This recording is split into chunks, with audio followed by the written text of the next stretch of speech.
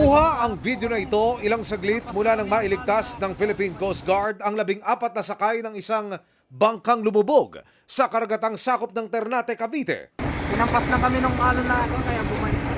Ayon sa mga pasahero, galing sila sa Naik at patungo sana ng Ternate nang bigla raw sumama ang lagay ng panahon sa gitna ng dagat. According dun sa boat captain, yung malakas na alon po ang naging dahilan para ito ay lumubog. Mabutit nakatawag daw agad sa Coast Guard Station Cavite ang mga nagdaraang bangka. Inuna natin yung mga bata and then yung mga babae. Then sinakay po natin dun sa ating rubber boats. Dinala sa pagamutan ng mga pasaherong nailigtas.